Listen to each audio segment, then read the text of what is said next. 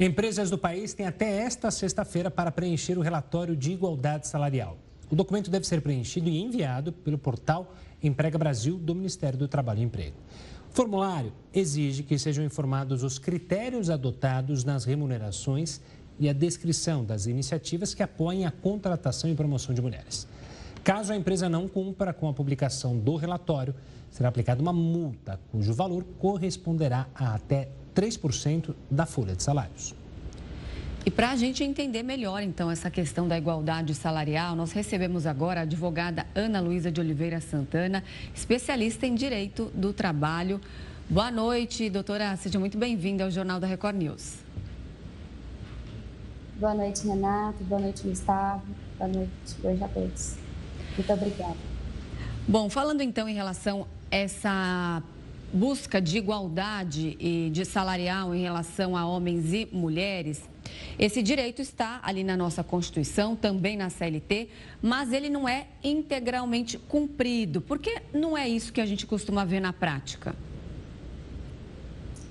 Exatamente, Renata. A lei de igualdade salarial, ela veio hoje para dar mais efetividade à fiscalização contra a discriminação salarial entre homens e mulheres. Luísa, querendo entender mais sobre esse prazo que termina amanhã, quais são as empresas que devem cumprir? Toda e qualquer empresa, pequena, micro, grande, média ou não? Ou há parâmetros que estão definidos na lei de quem deve preencher e quem deve fazer justamente esse formulário?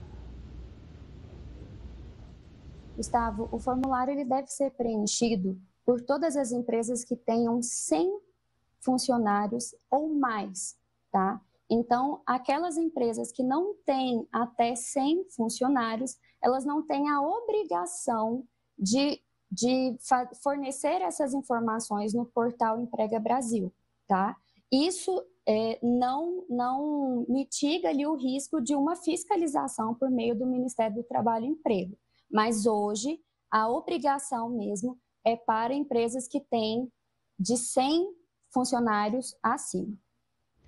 Agora, essas exigências têm desagradado aí o meio empresarial por conta dessa publicação de dados. Muitos empresários estão dizendo que vão revelar ali valores, dados sigilosos, que isso pode prejudicar em relação à concorrência. Realmente isso pode acontecer?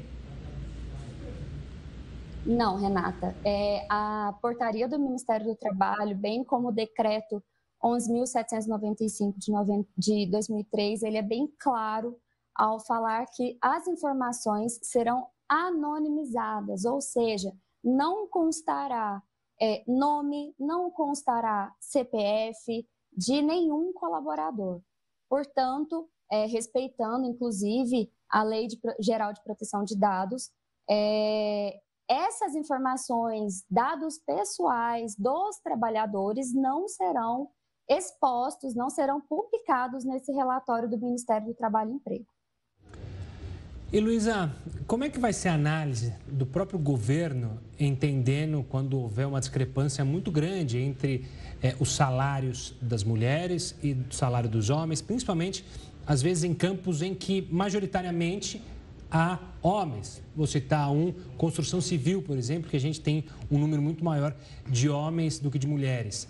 Haverá diferenças no trato, ou seja, em certas áreas há uma exigência menor para fazer essa formulação, para entender ou não? Vale para todo mundo o que está na lei? Não há, Gustavo.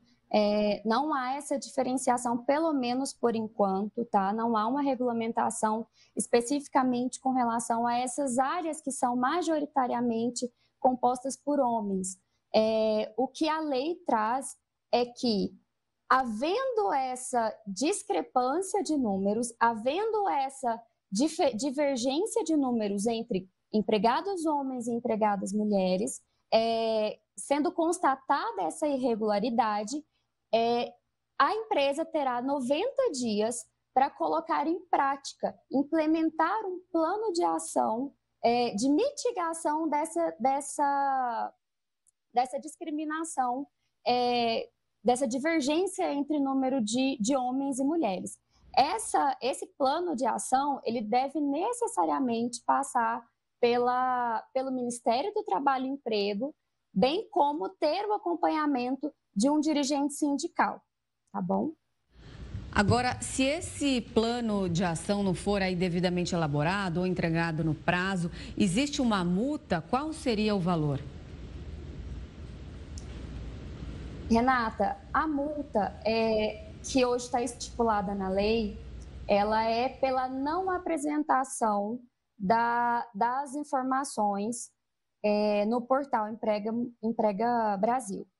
Ocorre que o Ministério do Trabalho e Emprego, ele está autorizado, ele tem competência para fiscalizar e para imputar multas administrativas a essas empresas onde forem verificadas essa discriminação, né? Hoje nós temos, além da multa pela não apresentação das informações no portal, nós temos a aplicação da multa estipulada pelo parágrafo 7º da lei do artigo 461 da CLT, que fala que, havendo uma discriminação entre o salário de um homem e de uma mulher, será devido a uma multa no salário maior, tá?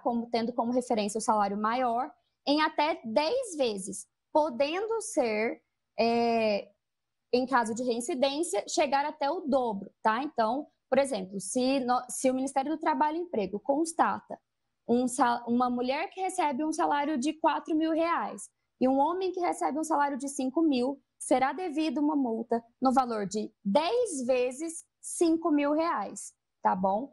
Mas, assim, não existe na lei uma multa específica quanto a essa fiscalização do Ministério do Trabalho e Emprego.